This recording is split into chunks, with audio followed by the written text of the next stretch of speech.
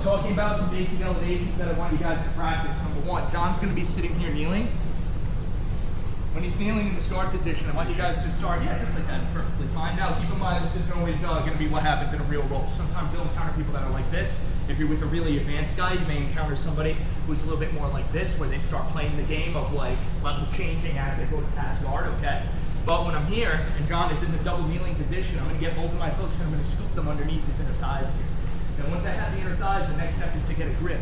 Now, I don't really care what grip you guys get. Sometimes I use the collar, sometimes I use the head, sometimes I use the sleeves, elbows, armpits, sometimes I'll grab the hips, whatever I can get a hold of. But for the sake of this lesson, if you guys have never done it before, let's start with just some basic grips on the wrists, okay? If I have an up grip on the wrist like this, where my palms are facing the ceiling, this is going to be a relatively easy grip to obtain, and it's going to allow me to scoop myself underneath John's hips and score my elevation. So when I'm here, my next goal, I need my hips underneath his hips, right? So the way that I do that is by shooting my hips towards my heels in this position here. Now that I'm here, I take his arms, I roll back, send him over. Now it's super easy to elevate the man, and I can grab a leg. If you want to grab a leg, go ahead. If you don't like grabbing the leg, come on over, John. You can turn this into a sweep, or you can turn it into a wrestle up. Some of you wrestlers in the room, or some of you judoka in the room, whatever it is you guys like to do. If we're here, okay, I'm gonna elevate him, and once I elevate him, I can turn this into whatever I want. So I know John here likes to wrestle. Maybe he wants to turn it into a single or double leg takedown. I start to elevate him. He posts his legs down. As he does, I grab the leg, and now I'm wrestling. Okay? So that's going to be the rule of getting underneath the hips. So the drill is simple. Oh, let's do it without a body for a second, John, if you don't mind scooting away. The drill is simple. Double hooks on the inside of your opponent's thighs while they're kneeling. Grab a hold of both wrists using up grips. Your butt is going to shoot in towards your heels. And you're going to start to roll back. As you roll back, you toss your opponent's upper body over your head, and you raise their hips over. Once their hips are over in this position, you guys do whatever you want. I like leg attacks, so I find my leg attacks. If you guys want to grab the leg, hip legs back up and start wrestling, you can. So one more time with John. Underneath the hips, up grips on the wrists, and scoot in, elevate. Okay, or from here, wrestle up, and back over here. You circle. It's one split second. If John is sprawled out, post on him, hold that bottom leg out, hip place back up, front hip lock. Okay? Yeah. When you circle to grab that leg, you're doing it the same way when you're going with a single leg. Yeah, it's still grabbing the leg altogether, so I can slow that part down. For more of the advanced guys, if you guys are brand new, just focus on this stuff. Don't worry, this is the important shit. But if you guys do have an idea of what you're doing with your leg attacks, this is kind of where I'm going with it. How you move your legs forward. Yeah. You mean when I grab the leg? Yeah. So when you're going to need the oxygen. Yeah, absolutely. So I'll slow that down for the advanced people. If you're a beginner, do not get lost in this, okay? Don't worry about this part, okay? If you've never done any type of leg elevations, focus on that. That's the important part. For the advanced guys, black belts, purple belts, whatever, if you know what you're doing in the room, this is where I want you to focus on. So I'm going to scoot in, elevate back, stop. From here, Tom, do me a favor, so you're comfortable with both legs down. So obviously in a real situation, John's legs would both be up. They would be bent, whatever. There's a million different ways that we can get into this position. I'm having him in this position just so he's comfortable for the sake of the technique. In reality, he would be like here, okay? Once he's here, I grab the leg, straighten one leg out. So I grab his leg, pull it into my gun holster. And the same side leg, so right now I have his leg and my right leg, the same side leg, that's just right here, passes through, steps on his hip for a basic ashi, and I turn it facing. Okay, now if we really want to get into it, I'll take this bottom foot out, I'll step on his armpit and push him away even farther, and now I'm here belly down and I'm ready for the attack. Or if this is no gi, or if you guys play around with heel hooks, you can start attacking this heel hook here. Okay, and now honestly, black belts only for this one. If you guys are in this position, this double outside ashi position, straighten both your legs. And now that I'm straightening both my legs, I roll, and there's my W. Okay, so be careful with that outside heel hook. Black belts only on that one. Okay, one more time. You straighten your legs just because you want to go through. It locks down with me, and it stops him from being able to continuously spin, and it turns me into a block. One more time. Here, grab, scoop, elevate. Okay, once I'm here, grab the leg into the gun holster, step on his hip. If I want to, I can take this leg out, push it away. If double feet are on the outside, I straighten the legs immediately. Now that the legs are straight, I punch in my heel hook. John's gonna roll. And we end up here. Okay, I obviously didn't take the heel for obvious reasons, but if you guys want to play around with your outside, go ahead.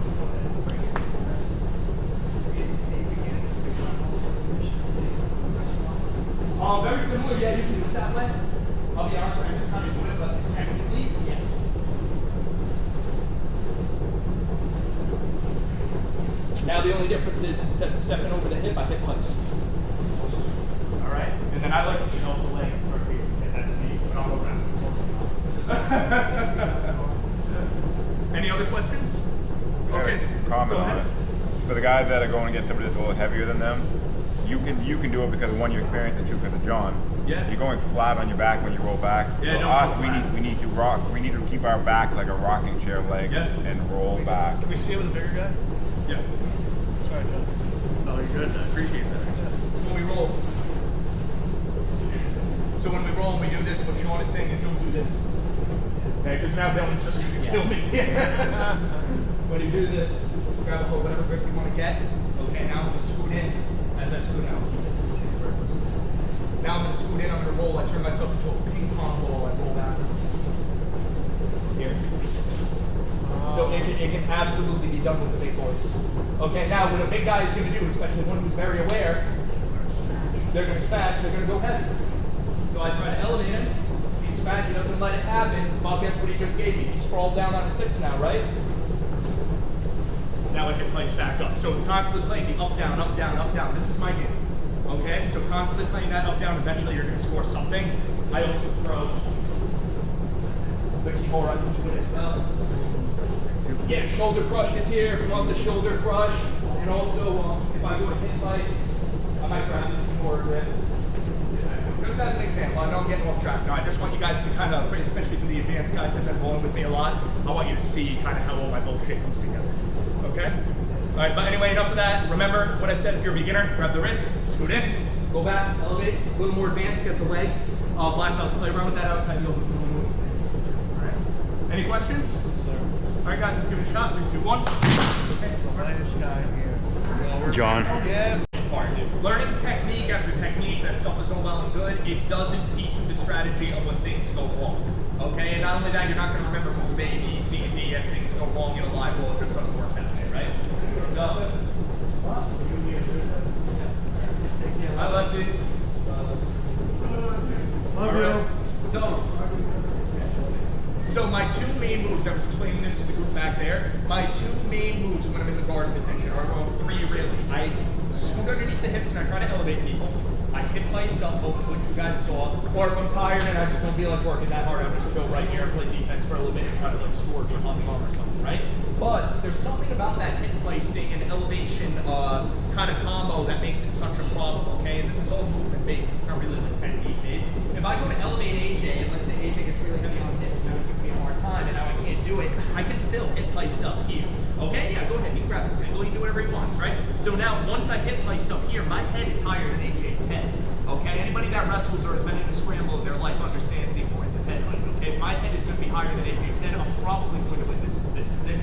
So I can get a head in here, okay, I can start lifting him up, I can go for my guillotine attack here, I can start passing around the back, there's a bunch of different things that I can do. But how do I incorporate that with the move that we just did, the elevation? If I'm here, I always start with the elevation first because that's my go-to. A lot of people, especially the MMA fighters in the room, Sahib, Scott Duma, like those guys are going to want to hit place most of the time, right? So if I'm here and I try to score my elevation, it goes south, I hit place, AJ starts to follow me back up. As he does, I go underneath again. Okay, and I'm constantly playing that up, down, up, down, up, down, up, down. And my goal is to catch AJ in transition. So if I'm going to go and hit placed up, here's what's going to happen. Let's say I try my elevation, it doesn't work. I go to hit placed up. AJ's not a dumbass. He's going to start to rise up with me. In that transition phase, that's where I'm going to hit my next move. Okay, so it just depends. Whatever the hell he gives you, you guys can get creative with it. Right here, AJ this leg. So I might take that one. Okay, but if you guys are better with different types of attacks, then go ahead and take whatever it is that you want.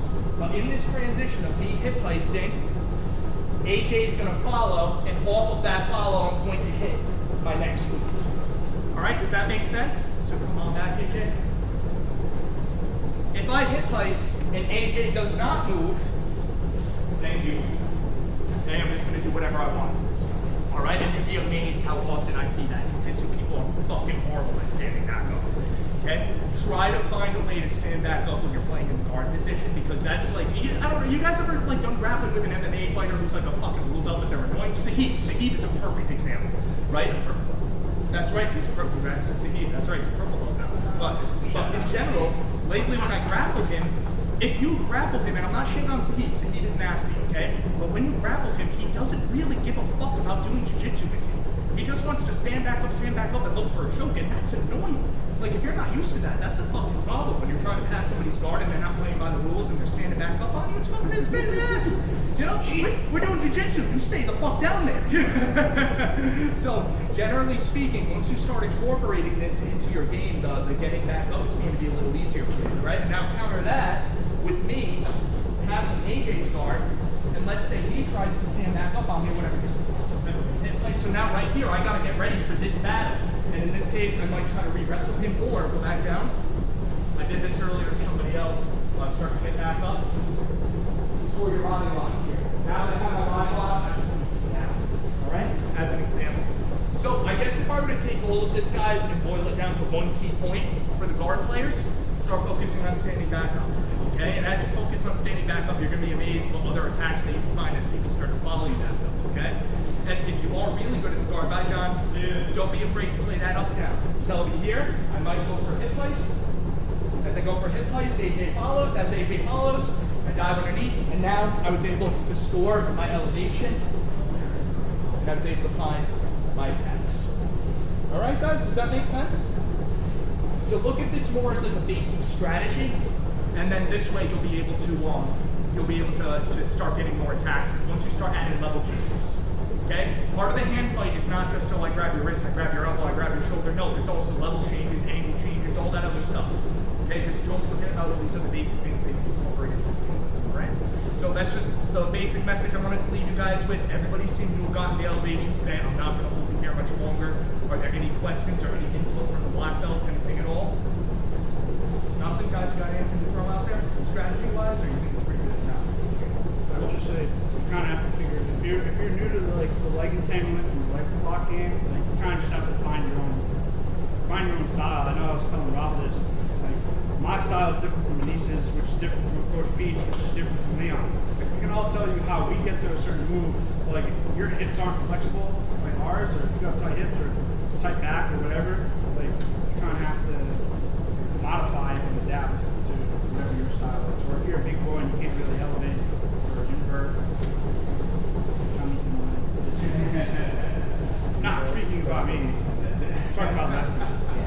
But yeah, make sure you understand all those tools and you know how to apply them, all right? But I'm not going to leave you guys here with the fortune cookie shit. Everybody understands what we're talking about, right? All right, cool. All right, guys, good stuff today. If you want to hang out for another 10 minutes, you want to get some rounds, I'll go ahead and I'll start the clock. I'm done now. I'm going to shower up. Thank you very much. Yeah, let's do it. I'll show you. So, I would be...